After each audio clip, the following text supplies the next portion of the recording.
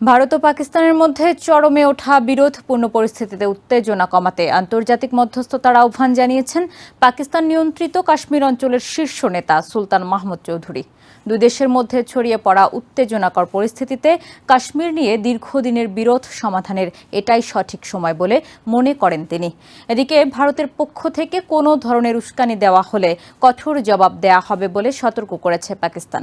পেহেলগাঁও হত্যাকাণ্ডের নেপথ্যে দায়ীদের বিরুদ্ধে কঠোর ব্যবস্থা নিতে প্রধানমন্ত্রী নরেন্দ্র মোদীর প্রতি আহ্বান জানিয়েছেন ভারতের বিরোধী দলীয় নেতা রাহুল গান্ধী। ভারত নিয়ন্ত্রিত কাশ্মীরের পেহেলগাঁওয়ে জঙ্গি হামলায় গত 22 এপ্রিল 26 জন নিহতের পর পাকিস্তান ভারত উত্তেজনা চরমে উঠেছে। বুধবারও রাতভর সীমান্তে গুলি বিনিময় করেছে দুই দেশের সেনারা।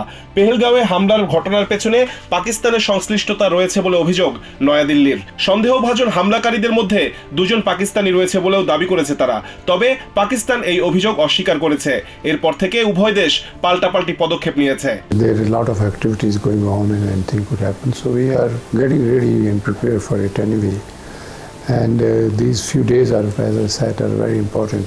এমন পরিস্থিতিতে আন্তর্জাতিক মধ্যস্থতার আহ্বান জানিয়েছেন পাকিস্তান নিয়ন্ত্রিত কাশ্মীর অঞ্চলের প্রধান সুলতান Mahmud Chowdhury. We expect some mediation at this time from some friendly countries, and we hope that that mediation must take place. Otherwise, India would do anything.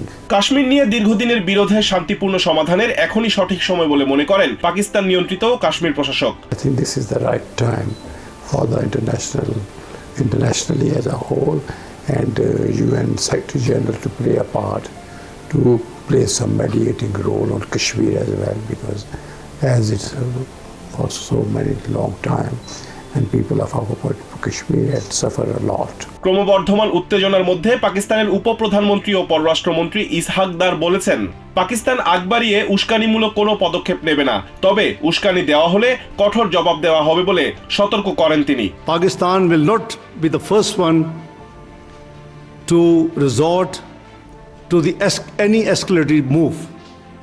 However, in case of any escalating move by the Indian side, we will respond very strongly.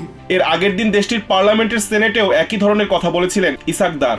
পেহেলগাঁওয়ের ঘটনায় পাকিস্তানের কোনো ধরনের সংশ্লিষ্টতা নেই বলে আবারও দাবি করেন তিনি। Pakistan has nothing to do with Pahalgam incident, period.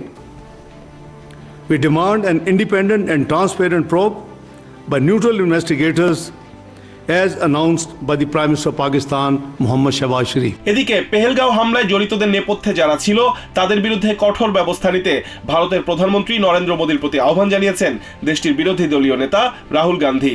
এছাড়া উত্তেজনা পরিস্থিতিতে পাকিস্তানের বিমান পরিবহন সংস্থাগুলোর জন্য আকাশসীমা বন্ধ করেছে ভারত।